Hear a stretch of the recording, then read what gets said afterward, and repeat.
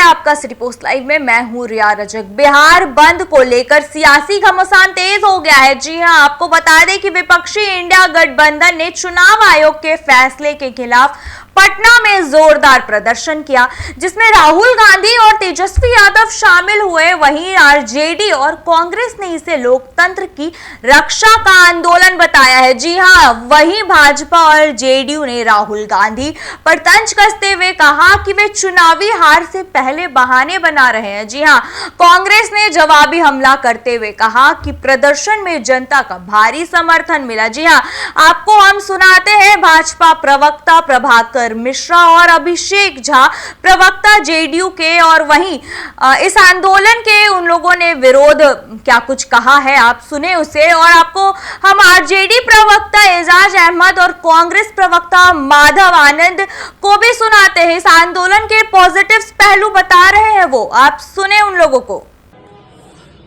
पटना की सड़कों पर अपार भीड़ देखकर भारतीय जनता पार्टी के नेताओं के पांव के नीचे से जमीन खिसक गई है। यही कारण है कि वो इस तरह से अनर्गल प्रलाप कर रहे हैं और इस तरह की बयानबाजी कर रहे हैं। सच्चाई ये है कि इनकम टैक्स गोलंबर से लेकर शहीद स्मारक तक तिल रखने की जगह नहीं थी।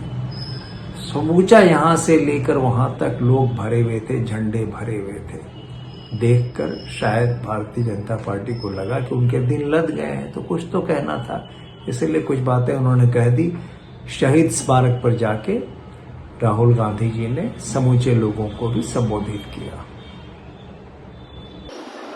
राजमहल में राजसी ठाठ से पलने वाले कांग्रेस के युवराज पटना की सड़कों पर 2 किलोमीटर भी पैदल नहीं चल पाए।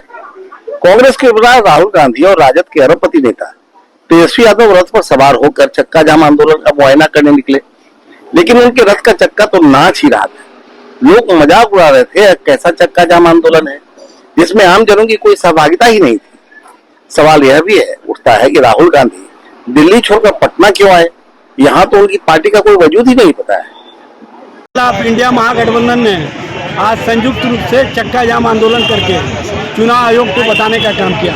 राहुल गांधी जी ने ठीक ही कहा है कि बिहार में जिस तरह का कार्य किया जा रहा है, बिहार के लोग इस कार्य को नहीं होने देंगे। बिहार के लोग लोकतंत्र और लोकतांत्रिक प्रक्रिया को बचाने में पूरी तरह से सजग रहते हैं। महाराष्ट्र से इन्होंने जो वोट की चोरी का अभियान शुरू किया था वो अब बिहार तक आ गया है, लेकिन बिहार में चुनाव आयोग का जो वोट चोरी का अभियान है उसको हम सफल नहीं होने देंगे।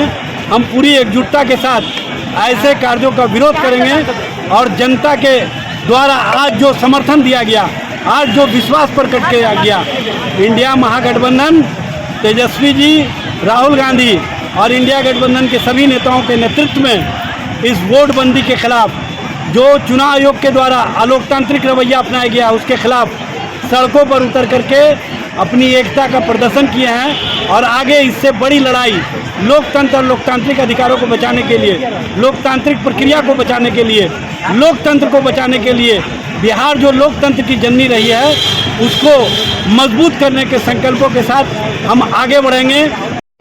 भारत बंद के दौरान कांग्रेस के युवराज राहुल गांधी जी बिहार आते हैं और गजब की पॉलिटिकल नौटंकी देखने को मिलती है। ट्रक पर सवार हो जाते हैं। यहां के युवराज तेजस्वी यादव जी भी अनाप शनाप बयान देते हैं। राहुल गांधी जी संविधान की बात कर रहे हैं और संवैधानिक संस्थाओं पर ही चोट कर रहे हैं।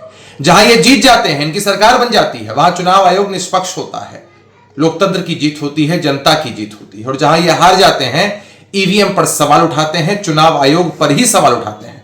असल में राहुल गांधी जी की परिस्थिति एक ऐसे विद्यार्थी की तरह है जो जानता है कि परीक्षा सर पर है, तैयारी नहीं हुई है और परीक्षा में फेल होना है, तो फेल होने से पहले ही तरह तरह के बहाने बनाता है।